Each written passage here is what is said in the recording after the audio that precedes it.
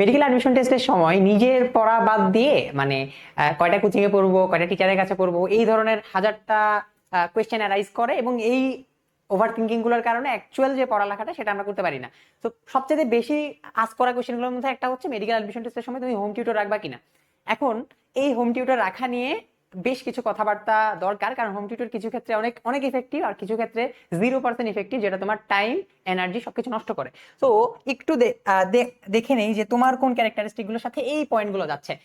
ভালো মতো দেখো, প্রথম যে কথাটা লিখছি সেটা হচ্ছে তোমার ব্যাকআপ কি। তুমি কি অ্যাকচুয়ালি এটা ভাবতেছো যে তুমি শুধুমাত্র হোম টিউটর রেখে মেডিকেল অ্যাডমিশন টেস্ট কাটাই দিবা এন্ড হচ্ছে হোম টিউটর তোমাকে পড়াই দিবে, হোম টিউটর তোমার সবকিছু শেষ করাই দিবে? এই ধরনের চিন্তা ভাবনা যদি তুমি রাখো তাহলে তুমি অনেক বড় একটা বোকা স্বর্গে আছো। কারণ মেডিকেল অ্যাডমিশন টেস্ট এত বেশি ভাস্ট সিলেবাস নিয়ে এত কম টাইমে যে একটা হোম টিউটর কখনোই যদি তোমাকে সে 3 ঘন্টাও পড়ায় প্রতিদিন, তাও পসিবল না যে হচ্ছে তোমাকে সম্পূর্ণ ভালোভাবে একদম স্ট্রাকচার্ড ওয়েতে সবকিছু শেষ করাই দিয়ে চলে যেতে পারবে। সো তোমার এখানে ব্যাকআপ প্ল্যানটা রাখতে হবে কি, তোমার কি কোনো কোচিং এর সাথে বা কোনো একটা অনলাইন হোক অফলাইন হোক যে কোনো একটা কোচিং এ কি তুমি অ্যাটাচড আছো কিনা, এটা হচ্ছে কি তোমার একটু ভাবা লাগবে। তোমার ব্যাকআপ প্ল্যান যদি না থাকে, ইন দ্যাট কেস এটা তুমি কিন্তু একদম 100% রং ওয়েতে যাইতেছো। তোমার কিন্তু চিন্তা ভাবনা চেঞ্জ করা দরকার। কারণ দেখো, যদি তোমার টিচার ধরে নি যে দুনিয়ার সবচেয়ে ভালো টিচার, সে তোমাকে খুব ভালো করে পড়ায় দিচ্ছে, বাট তোমার যে প্র্যাকটিসটার জন্য হলো তো তোমার একটা অনলাইন বা অফলাইন কোচিং দরকার। ঠিক আছে, সো ইন দ্যাট কেস তুমি খুব রং ট্র্যাকের দিকে চলে যাইতেছো যদি তুমি চিন্তা করো যে তোমার একমাত্র ব্যাকআপ তোমার অফলাইন টিউটর। সো এই ধরনের চিন্তা ভাবনা বাদ দাও। এখন তুমি একটা অনলাইন টিউটর, সরি একটা অনলাইন কোচিং, একটা অফলাইন কোচিং এটা ছইলা ধরো, তারপরে অ্যাকচুয়ালি কি তুমি রাখা উচিত কিনা তোমার টিচার, সেটাও কিন্তু ভাবা লাগবে। দেখো এখানে একটা কথা লেখা আছে, তেল মাথায় তেল দেওয়া ঠিক হচ্ছে কিনা। তুমি যদি জাস্ট এটাই মাথার মধ্যে রাখো যে একটা টিচার রাখলে তোমার লাভ হচ্ছে তার কারণে তুমি টিচার রাখবা, বা বাকিরা রাখতেছে, তোমার ফ্রেন্ডরা রাখতেছে, তোমার দরকার কিনা। বা অনেক ফ্রেন্ড তোমাকে বলবে যে আমি হইতেছে টিচার রাখছি একজন, দুই একজন মিলে পড়াই, ওনার কাছে পড়ি, দুই তিনজন মিলে ওনার কাছে পড়ি। তোমার মাথায় রাখা লাগবে যে কোচিং এ তুমি পড়তেছো সেখানে পড়া কি এফিসিয়েন্ট। সেই কোচিং সে ধরো সেটা অনলাইন কিংবা অফলাইন, তুমি যে ক্লাস করতেছো বা ক্লাস করছো তাদের আগের ক্লাসগুলো করছো বা হচ্ছে রিসেন্টলি গিয়ে পড়ালেখা করতেছো, সেখানে তোমার কি ফিল হইতেছে যে এটা এনাফ? ইন দ্যাট কেস তুমি যদি আরেকটা টিচার রাখো এটা সম্পূর্ণ ওয়েস্ট হবে টাইম। তো তোমার মাথায় রাখা লাগবে যে একই জিনিস রিপিট হইতেছে কিনা। তুমি রক্ত পড়ে আসলা একটা কোচিং এ, ভালো মতো তোমাকে পড়ানো হয়েছে, ওই রক্তই তুমি যদি আরেকটা টিচারের কাছে পড়ো তোমার এক্সট্রা লাভ কোন জায়গায় হইতেছে সেটা তুমি নিজেকে ভালো মতো জিজ্ঞেস করো। কারণ মেডিকেল অ্যাডমিশন টেস্টে ফ্র্যাকশন অফ টাইম অনেক বেশি important. So in that case তুমি 3 মাসের লং টাইমে তুমি যখন টিচারকে প্রতিদিন 2-3 ঘন্টা দিচ্ছ, এই 2-3 ঘন্টা দেওয়া কিন্তু বিরাট একটা এনার্জি লস। ওই টাইমটা তোমার ফোকাস নষ্ট হচ্ছে, কনসেন্ট্রেশন নষ্ট হচ্ছে, সেটা এনশিওর করার দায়িত্ব তোমার। যে তুমি ক্যালকুলেট করে দেখতেছো অ্যাকচুয়ালি এই টাইমটা ওয়েস্ট যাইতেছে নাকি হইতেছে এই টাইমটা আসলেই তোমার টিচার তোমার সাথে ভালো মতো টাইম দিয়ে কোচিং বা যে জায়গাতে তুমি পড়তেছো তার সাথে ভালো পড়াইতেছে বা তার সাথে ভালো এঙ্গেজমেন্ট তোমাকে দিচ্ছে। এটা কিন্তু তোমার মাথায় রাখা লাগবে এবং এই ক্যালকুলেশন সম্পূর্ণ তোমার উপর। ঠিক আছে, তুমি কি কোচিং এ যদি হইতে পারে যে কোচিং এর পড়া তুমি বুঝতেছো না বা তুমি যেখানে পড়তেছো সেখানে কোর্সের পড়া তুমি বুঝতেছো না, ইন দ্যাট কেস তুমি যদি টিচার রাখতে চাও সেটা ডিফারেন্ট কেস। ঠিক আছে, এরপরের যে পয়েন্টটা দেখো, নিজে পড়ার সময় কতটুকু থাকে সবচেয়ে ইম্পর্টেন্ট পয়েন্ট। আমি যদি বলি এই পয়েন্টটা একদম ফিগার আউট করে দেই তাহলে এটা হইতেছে সবচাইতে ইম্পর্টেন্ট পয়েন্ট। কারণ আমি আবারও বলতেছি, অফলাইনে খুব ভালো পড়ায় এমন টিউটর যেমন আছে, আবার অফলাইনে খুব এভারেজ পড়ায় এমন টিউটরও থাকে। কিন্তু দিন শেষে তাদের কাছে পড়ে কি সবাই চান্স পায়? ধরো যে বাংলাদেশে মেডিকেল অ্যাডমিশন টেস্টে ফার্স্ট হয়েছে, সেই যার কাছে পড়ছে, হ্যাঁ, সে কি খুব একদম গোটেড টিচার টাইপের কিছু বা হইতেছে গিয়ে সেও যদি পড়ায় সে কি একদম এমন পড়াবে যায় যার মাধ্যমে স্টুডেন্ট চান্স পাবে 100% শিওর? ডেফিনেটলি না। এটা ডিপেন্ড করতেছে সে কত ঘন্টা নিজে দিতে পারতেছে। লেটস সে তুমি অনলাইন বা অফলাইনে যে কোচিং করো সেগুলোতে তোমার টাইম যেতেছে নিয়ারলি ধরো 4 ঘন্টা, একদম মিনিমাম ধরছি। হইতে পারে তুমি একাধিক কোচিং করো বা ওই জায়গাতে তোমার টাইমটা প্লাস মাইনাস হতে পারে। তো 4 আওয়ার্স প্লাস মাইনাস এখানে তোমার অনলাইন বা অফলাইন কোচিং এ যাচ্ছে।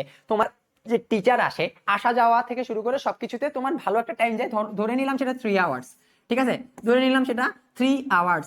এখানে তোমার 7 ঘন্টা কিন্তু চলে যাচ্ছে, প্লাস মাইনাস ধরে নি 6 থেকে 7 ঘন্টা, যাও 6 থেকে 7 ঘন্টা চলে যাচ্ছে।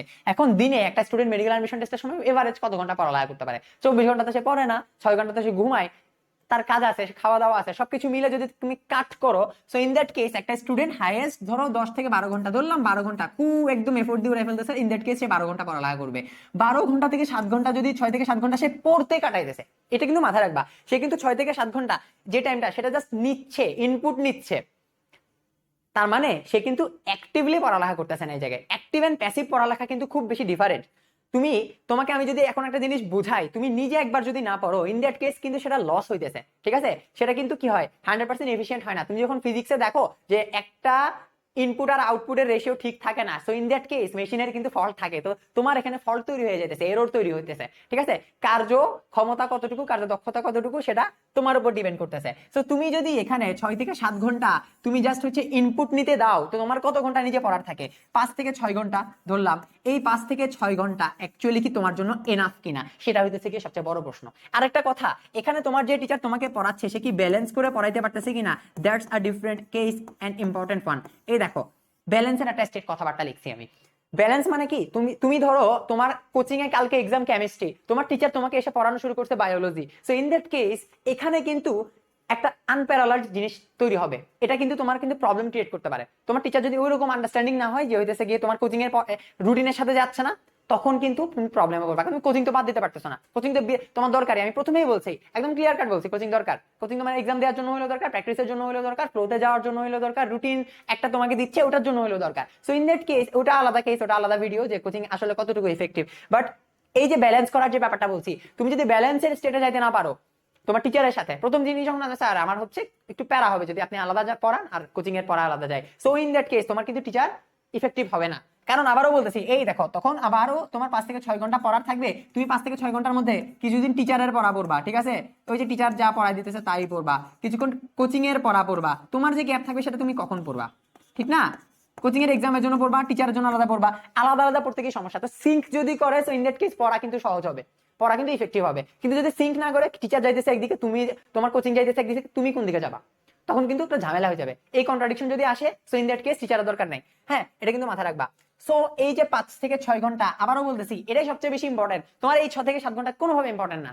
হ্যাঁ, এই 6 থেকে 7 ঘন্টা একটা বেসিক জিনিস যেটা তোমাকে দেয়া হচ্ছে, এই দেয়াটা তুমি কতটুকু নিয়ে এবং সেটা কতটুকু ইফেক্টিভলি ইউজ করতে পারতেছো, সেটাই সবচেয়ে বড় কোয়েশ্চেন মেডিকেল অ্যাডমিশন টেস্টে। এই 5 থেকে 6 ঘন্টা তুমি কি আসলে রিল্যাক্স মোডে পড়তে পারতেছো কিনা? হ্যাঁ, নাকি এই যে 6 থেকে 7 ঘন্টা তোমার ব্রেন নিচে ইনপুট নেওয়ার পরে প্রসেস করতে টাইম লাগতেছে, টায়ার্ড লাগতেছে, ভালো লাগতেছে না। আমি তো চ্যালেঞ্জ লাগে এটা বলতে পারি যে যে মেডিকেল অ্যাডমিশন টেস্টটা ফার্স্টও হয় তারও ডেফিনেটলি 12 ঘন্টা টানা পড়ালেখা করা পসিবল হয় না। ডেফিনেটলি তার মাঝখানে ব্রেন এক্সস্টেড হয়ে যাবে, স্বাভাবিক কথা, সে যাই করুক না কেন তার ব্রেন এক্সস্টেড হবে।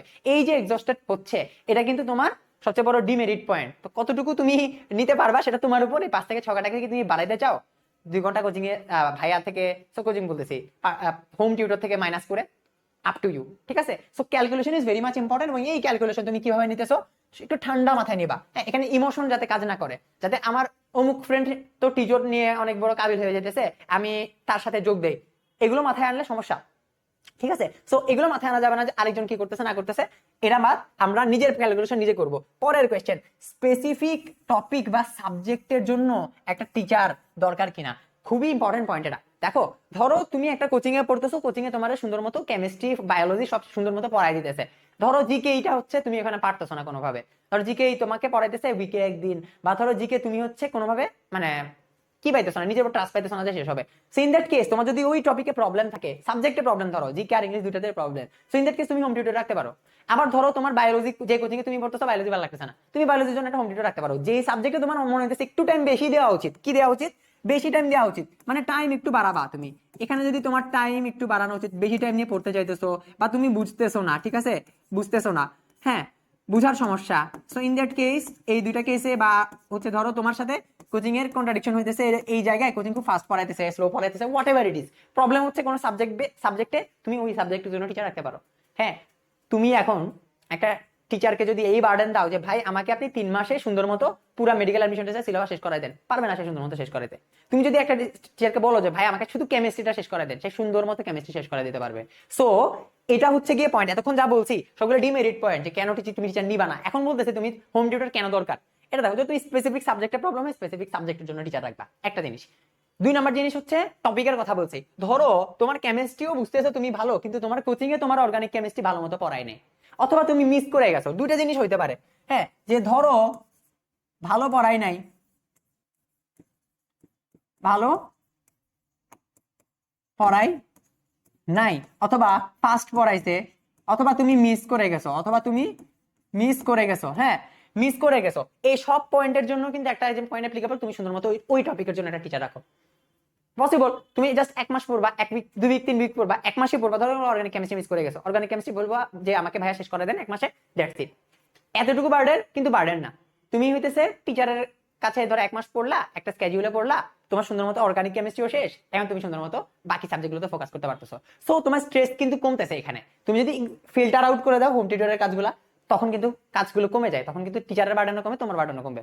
সো এটা তুমি এই মডেলে লাগাইতে পারো। লাস্ট একটা পয়েন্ট লিখছি, কখন 100% ইফেক্টিভ হবে। ভাই আপনি তো নেগেটিভ কথা বলতেছেন হোম টিউটর নিয়ে, এটা কি ইফেক্টিভ না কিনা? অবশ্যই ইফেক্টিভ। কিছু কিছু স্টুডেন্ট আছে যাদেরকে আসলে অনেক বেশি জোরে না ধাক্কা মারলে এরা জীবনে উঠতে পারে না, হ্যাঁ, খুবই মানে তাদের খারাপ অবস্থা, দেয়ালে পিঠ থেকে গেছে, স্টিল তাকে কেউ একজন ধাক্কা দিতে হচ্ছে। ইন দ্যাট কেস তোমার হোম টিউটর তোমার সেভিয়র হইতে পারে। তোমার সেভিয়র হইতে পারে কিসের ক্ষেত্রে? তোমাকে পুশ করার ক্ষেত্রে, ঠিক আছে, তোমাকে মোটিভেট করার ক্ষেত্রে। কিছু কিছু স্টুডেন্ট আছে খুবই ভালো স্টুডেন্ট, সে খুব ভালো মতো পড়ালেখা করতে পারতেছে, স্টিল সে কিছুক্ষণ পরে ফিল করে যে ভাই আমি এই কোচিং এ 5 নাম্বার কম পাইছি, এখন আমার কি হবে? এই কোশ্চেনগুলো সে কাকে আস্ক করবে? লেটস সে যে তোমার কোচিং, তোমার অনলাইন কোচিং অফলাইন কোচিং তুমি করতে পারতেছো না, হেজিটেশন হইতেছে, হোয়াট এভার ইট ইজ, তোমার টিচার সাপোর্টিভ না, অনেক কিছু হতে পারে, বা সবার সামনে তোমার আস্ক করতে ইচ্ছা করে না, তোমাকে ওই কোচিং বা ওই প্ল্যাটফর্ম তোমাকে সাপোর্টটা দিতেছে না যে হ্যাঁ আমাদেরকে আস্ক করতে পারো, বা whatever it is, time পাইতেছো না। সো ইন দ্যাট কেস তুমি একটা হোম টিউটর রাখতে পারো, যার কাজই হবে এটা যে তোমার মেন্টাল স্ট্রেস থেকে শুরু করে তোমার হঠাৎ করে ডিপ্রেসড হয়ে যাও, তোমার মোটিভেশন লাগে, হোয়াট এভার ইট ইজ, যত ছোট জিনিসই মনে হতেছে না কেন, এটাই কিন্তু ম্যাটার করে। সো এগুলোর জন্য তুমি হোম টিউটর রাখতে পারো। মানে হোম টিউটরের কাজ তোমাকে সুন্দর মতো এসে হ্যাঁ ঠিক আছে 2-1 ঘন্টা তোমাকে পড়াবে, গাইড করবে, স্ট্রাকচার ওয়েতে পড়ালেখা শিখাই দিবে, কিন্তু তার মেইন কাজ তুমি যতই নিচে যাইতেছো তোমাকে ততই উপরে তুলে আনা। তুমি হইতে পারে যে 1 মাস পড়ালেখা করে এক্সস্টেড হয়ে গেছে, তোমার টিচারের কাছ থাকবে ওই এক্সস্টন থেকে তোমাকে বের করে আনা, মোটিভেশন দেয়া বারবার গুজানো, ঠিক আছে?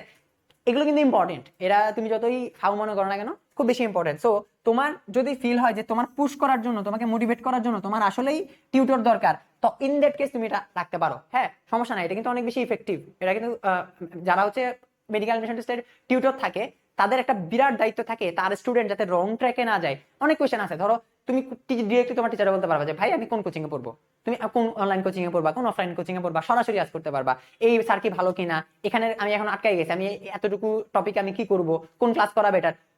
তোমার টিচারের অতটুকু হয়তো ক্ষমতা নাই যে সে তোমাকে 2 ঘন্টায় অর্গানিক কেমিস্ট্রি শেষ করে দিবে, বাট এতটুকু ক্ষমতা আছে যে অর্গানিক কেমিস্ট্রির বেস্ট প্লেলিস্ট কোনটা তোমার বলতে পারবে, বা কোন স্যার সবচেয়ে ভালো পড়ায় 2-1 মাসে তোমাকে শেষ করে দিতে পারবে সেটা বলতে পারবে। সো একজন হোম টিউটর না বলে সে তোমার গাইড বা মেন্টর, এরকম যদি ভাবতে পারো, তোমার ওই মেন্টর তোমার 100% ইফেক্টিভ, তখন তোমার অনলাইন টিউটর দরকার। কিন্তু এই বার্ডেন যদি তুমি নিজে নাও এবং টিচারে দাও যে এই আমারে শেষ করাই দিবে সব সিলেবাস, এই সবকিছু আমাকে চান্স পাওয়াই দিবে, এমন চিন্তা ভাবনা করলে অ্যাকচুয়ালি কোনোভাবে ইফেক্টিভ হবে না, তার জন্য বার্ডেন, তোমার জন্য বার্ডেন। সো আশা করি মোটামুটি এই টপিকটা বুঝতে পারছো। একটু মাথা ঠান্ডা রেখে, ইমোশন সাইডে রেখে ক্যালকুলেট করে বের করো যে আসলে হোম টিউটর দরকার কিনা।